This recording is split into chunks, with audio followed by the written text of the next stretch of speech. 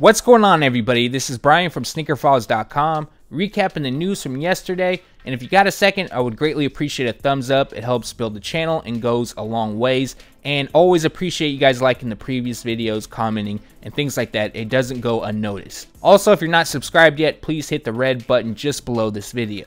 Now, we got some stuff from Puma, Adidas, Nike, and Jordan brand for this one. And I'm not going to waste too much of your time, so let's jump right into the news. Starting things off, Big Sean along with Puma introduced the brand new Puma Clyde Signature. The first color option that will release features a predominant black takeover while constructed with leather. In addition, we have red accents and the oversized Clyde Signature is done in red. Now, for those that are interested in picking them up, they drop on July 20th and retail price will be $80. You'll be able to cop at Puma.com, Champs, along with City Gear. Both the Adidas Crazy 1 and the Adidas Crazy 8 are linked to Kobe Bryant. Well, Adidas Originals is taking those two and forming the Adidas Crazy Capsule Collection. Both models have been upgraded and feature a knitted upper, while done in either black and white or white and black. In addition, they come with a dust bag along with a large duffel bag. Also in the capsule is gold-plated ID bracelets. At the time of shooting this, release details aren't known, however, the capsule is limited to 100 units. Apparently,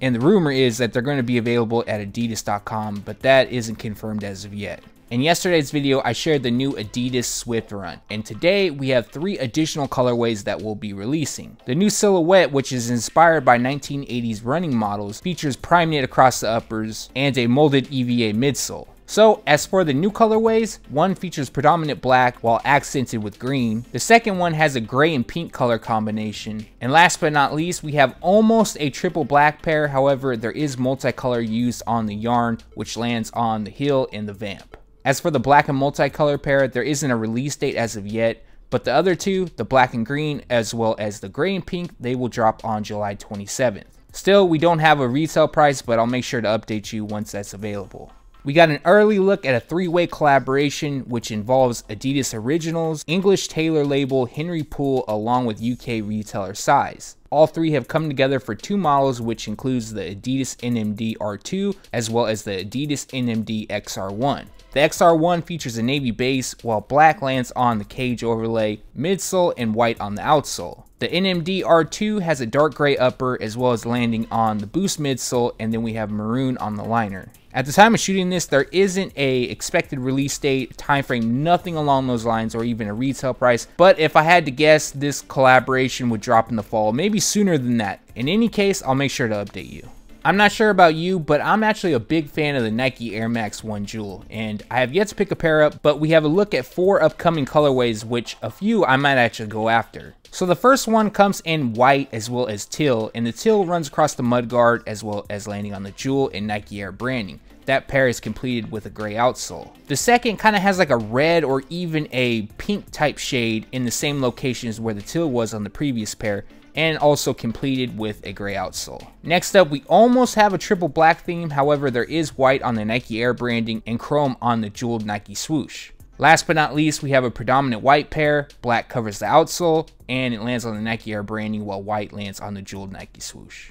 We don't have a time frame for all 4 pairs to drop, but I'm going to go ahead and guess that we'll start seeing a few of these colorways roll out during fall. Loopwheeler is back collaborating with Nike, and they're going to drop the Nike Sock Dart along with the Nike Air Force 1 UltraForce Low. Loopwheeler is a brand based out of Japan, and they're known for their fleece products. So first up, we have the Nike Sock Dart, and that features obsidian, black, white, and tan. As you can see, obsidian covers most of this pair while landing on the semi-translucent midfoot strap. We also have white on the midsole, fleece lands on the liner, while tan lands on the tongue labels. The Nike Air Force 1 UltraForce features an armory navy and gum light brown colorway. Navy along with fleece lands on the uppers while white covers the midsole, and just like the Sock Dart, tan will be on the tongue labels. We don't have a retail price, but both will drop on July 16th at Nike.com, Nike Lab MA5 in Tokyo, as well as Loopwheeler retailers. Sometime back, the Nike PG 1 became available on NikeID. Now, you would think with the recent trade with Paul George heading to the Thunder, we would see some color options, but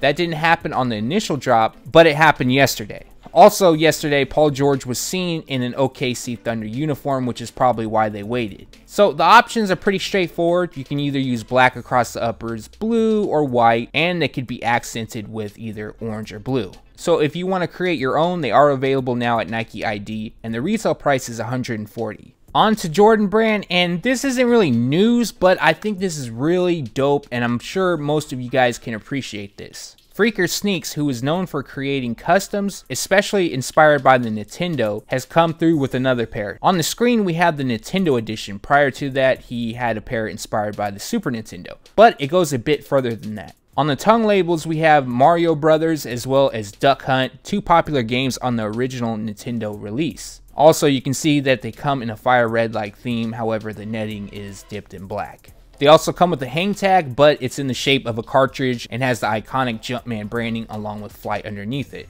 The last detail is on the heel. We have the controller from the original Nintendo, the D-pad and the A and B button. I think this model is absolutely dope. I think he hit a home run on it, but that's just me. I'm a huge fan of gaming, and I played the Nintendo quite a bit, Super Nintendo more, and the Sega. But with that being said, Freaker Sneaks is releasing 10 pairs of these. I don't know the details. He didn't really release that, but he said that they will be available soon. And I have no idea what he's asking for them, but if it's reasonable, I might actually try to cop a pair. We got on-feet images of everybody's favorite model. No, I'm playing. This far from everybody's favorite, but what we have on screen is the Jordan Spizike Black Cement. Originally scheduled to drop on June 20th. I'm not really sure what happened there. And then the release got pushed to July 1st, which usually means that it's a placeholder date. Now they're going to drop sometime in July. Overseas retailers like Titolo are starting to stock them, but I'm not sure about the States yet. Either way, the retail price will be $160. I do like the colorway, but I don't like the model. I'm sure a lot of people will agree on that, but I do know that there are fans of the Spizike, so I did want to throw that in this video.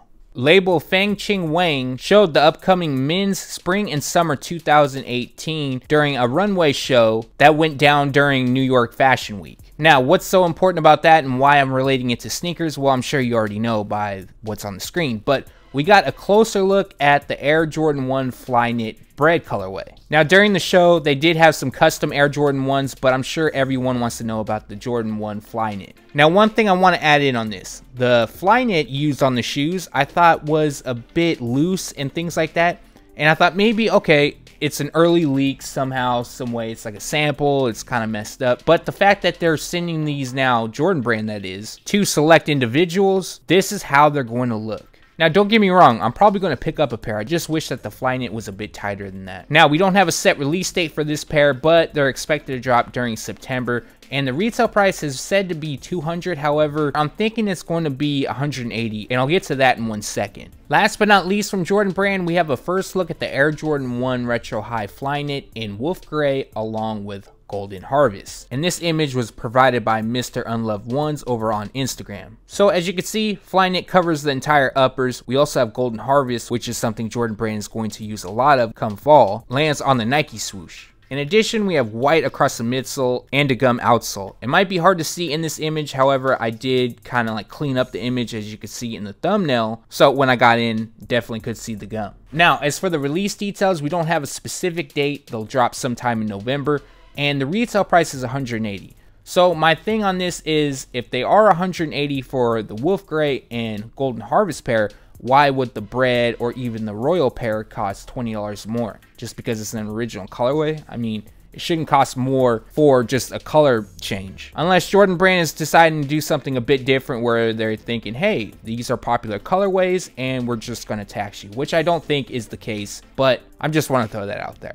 And that recaps the news. Like always, we post it first on SneakerFiles.com and then we take it to YouTube. What I'm feeling from this video, I do like the teal pair of the Nike Air Max 1 Jewel, as well as the black and chrome pair. I don't know, they both look dope to me. But other than that, I do like the NikeID PG 1 OKC. I'm not a huge fan of the Thunder. I don't dislike them, but I do like that Paul George went to the team, if that makes any sense whatsoever. I probably will customize a pair of the PG 1. It just won't be the OKC colorway, just because I'm not a huge fan of them, like I said. But moving forward, the Air Jordan 1 Nintendo. Now, I'm not a customized person. I don't have like any customs actually in my collection. I do have some ID type stuff, but I pretty much wear those into the ground. But there's something about this pair. Could be the fire red colorway matched up with some very popular games I used to play back in the day, and that's probably what it is. Now, the Air Jordan 1 Flyknit in Wolf Gray, it's okay. I probably will pass on that pair just because I don't think the color combination is that appealing. However, it's not bad. But the Air Jordan 1 Flyknit Bred, I more than likely will cop. I'm probably like 95% sure. I'm not a fan of the Flyknit. I don't like how it's loose, but I'm a fan of the colorway as well as the build. And with that being said, I just want to give them a try. But leave a comment below and let me know from this video what you liked or what you disliked. Thanks for watching. Stay tuned to SneakerFiles.com. And if you haven't yet, make sure to subscribe.